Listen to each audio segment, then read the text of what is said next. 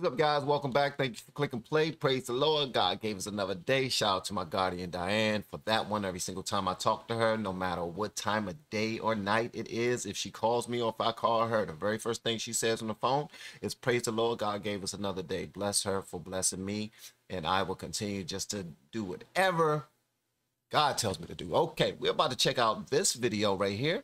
It's called Groveling United States is Brought to Its Knees. Apparently Donald Trump gave a speech not too long ago, probably like what's that, a week ago. I had no clue. All right, so it wasn't on the TV here. It wasn't broadcast here, and I'm in Maryland. All right, so let's see what it's all about, and y'all feel free to participate in the comment section, man, because that's what we do. We're going to go live to Washington, D.C. now. This is the former President Donald Trump speaking at the American First Agenda Summit. This is his first speech in the Capitol since he left office. Above all, by putting America first.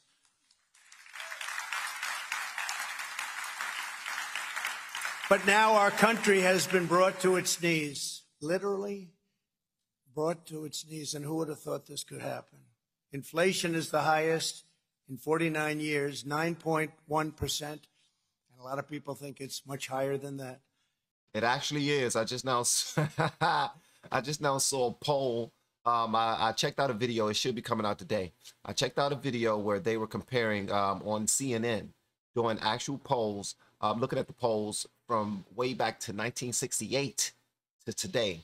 And today's numbers are worse than 1968. Ridiculous. Y'all will see the video. Hopefully you see the video. Let me know what you think about that video. But or if you want to fact check that, feel free, because I'm not, listen, I'm not married to either side. I give a damn. I want some truth, and I want the best way to get to where we need to be. That's where I am right now. So if you have some facts, listen to me. You don't have to be like-minded or just leaning right or leaning left in order to provide some good information in the comment section. All right, whatever information you have, I want to receive it. Gas prices have reached the highest in the history of our country. We have become a beggar nation, groveling to other countries for energy. Millions of illegal aliens are stampeding across our wide open borders, pouring into our country. It's an invasion. Democrat-run cities are setting all-time murder records. Our country is being dealt one historic humiliation after another on the world stage. And at home, our most basic rights and liberties are totally under siege. The American dream is being torn to shreds, and we will not have a country left if this economic, social, and attack on civilization itself is not quickly reversed. Newt Gingrich, friend of mine who's in our audience, told me this morning that our country has not been this weak in terms of prestige and relative economics and respect since the Civil War. You know, when I used to listen to Donald Trump talk, and, you know, it was the painting was the way that he was painted and presented to us by way of MSNBC and CNN, was he's an angry guy. He's always painting this harsh portrait of all that's going on that's negative, right? And that's all I thought he was doing. I thought that I never listened to him talk. Didn't want to listen to him talk.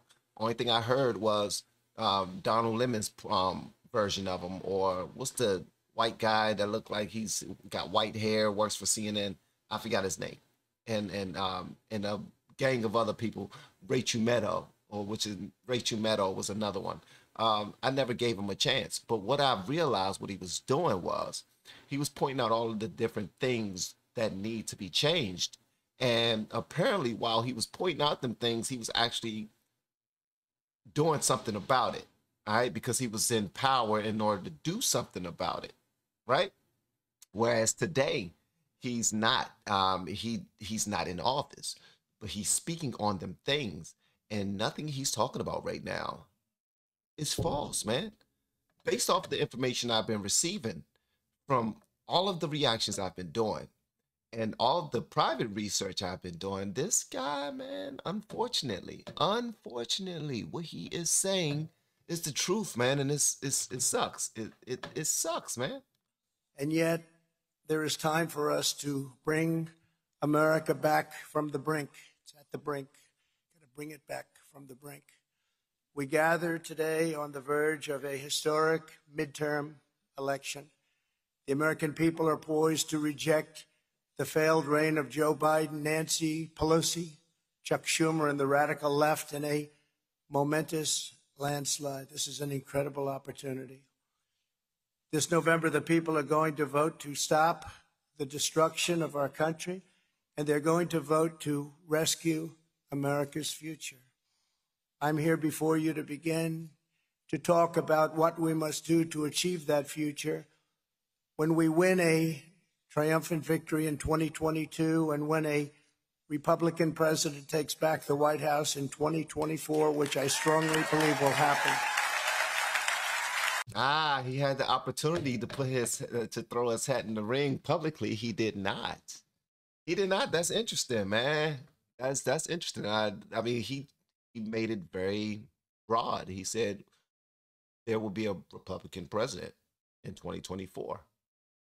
That's what he says. A Republican will throw their hat in the ring and they will win. He believed that. You know what's wild too? Nancy Pelosi went to Taiwan. And the way she represented herself, everyone was saying that she was more presidential than the actual president, Joe Biden, right? Because every single time he gets in front of a camera, microphone, whatever, the guy just does not have what it takes to communicate a message clearly. And if you can't communicate a message clearly, how could you possibly lead anyone? You can't, unless you have a translator who can do it for you. But at the end of the day, it's wild seeing Trump, cool, calm, collected, giving a message that's necessary, that's needed, that's required. And got a whole bunch of people like, wow, maybe we picked the wrong guy.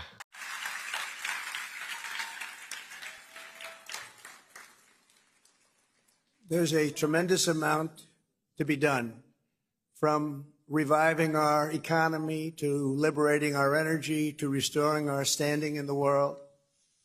But for this afternoon, I want to speak about some of the core elements of our agenda, and in particular, public safety, of which we have very little. Wow.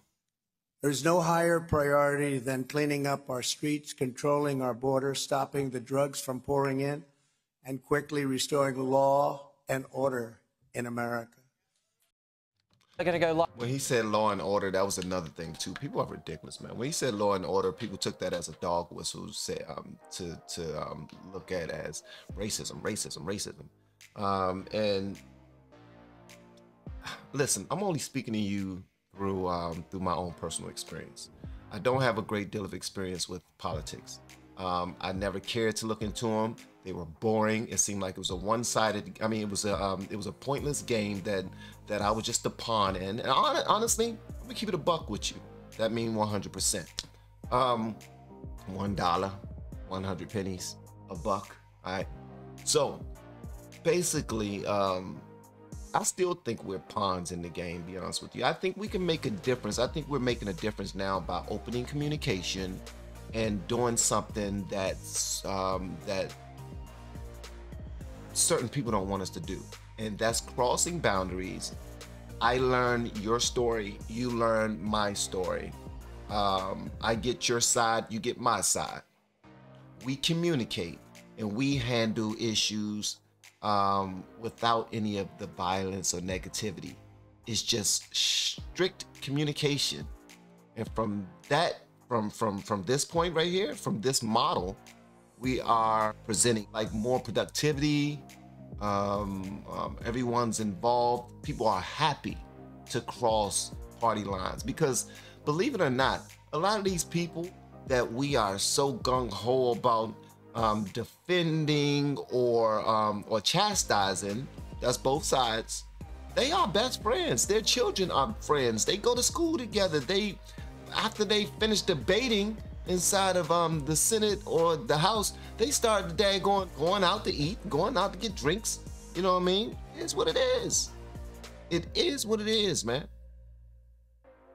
And I never thought I would be at a point where I would look at a daggone speech from Trump as a breath of fresh air. You know things got to be bad. Okay, I want to hear what y'all got to say about this in the comments below.